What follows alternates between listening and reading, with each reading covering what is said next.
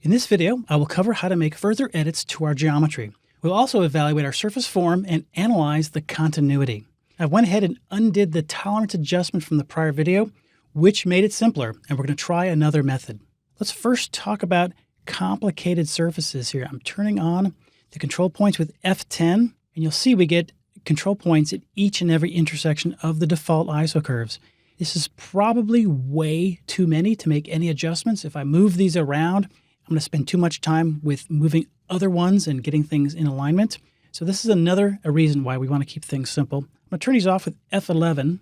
Let's select the object, go to Edit, Rebuild.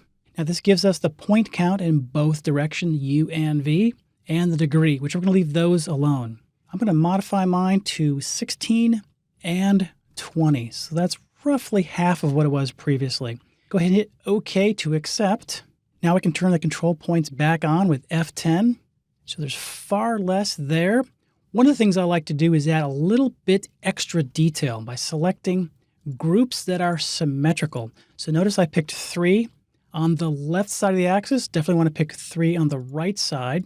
So as I do a little bit of a drag or even a nudge with the arrow keys, I can get a little crisper detail by pulling those out and away, or even using the page up and down to elevate that. This is just another strategy which you can utilize to make further edits to the geometry. Just be careful, as I said, if you're doing a symmetrical object, you want to pick symmetrical number of control points, both sides. So hit F11 to turn those off. Let's talk about some analysis techniques. A lot of times when we're joining and trimming multiple surfaces, we want to make sure or verify that it's continuously and smooth. One great way to do this, which is actually kind of fun, is selecting the object. We're going to go to the Analyze toolbar. Under Surface, we have Environment Map. This will grab a graphic from the hard drive. Typically, it's this one called Arches, but you can load any image you have. The cool thing about this is we can find discontinuities right away. So I notice here we got a little bit of a dimple. So that's kind of a heads up that we should have spent more time on that area. But it looks like otherwise everything else is pretty smooth and continuous. As it should be. It's a single surface here. We can always get better. This is a great way to identify problems and kind of learn different techniques to keep things as smooth as possible. Go ahead and turn that off.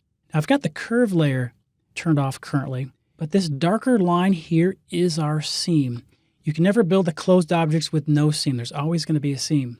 However, we do have the ability to move this around the surface. Let's pretend there was going to be a lot of things happening here. Maybe there's going to be some buttons we want to locate. We wanted to avoid potential problems with the seam crossing it.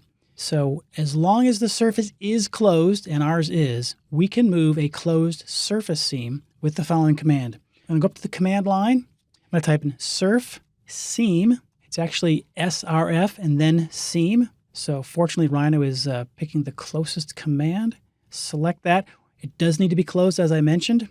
It knows that where the seam is, there it is. And now I can rotate it and put it anywhere on that surface. It typically will have to stop and start at the exact same point, but it can travel anywhere. A lot of times you want to put it towards the bottom or even in the back. This helps us avoid problems with any intersections or details that happened across the seam. We can get it out of the way. Our focus so far has been on design development, so we've been skipping any engineering concerns. However, there are many more analysis tools in Rhino. If you're interested, feel free to explore the many tools under the Analyze menu item.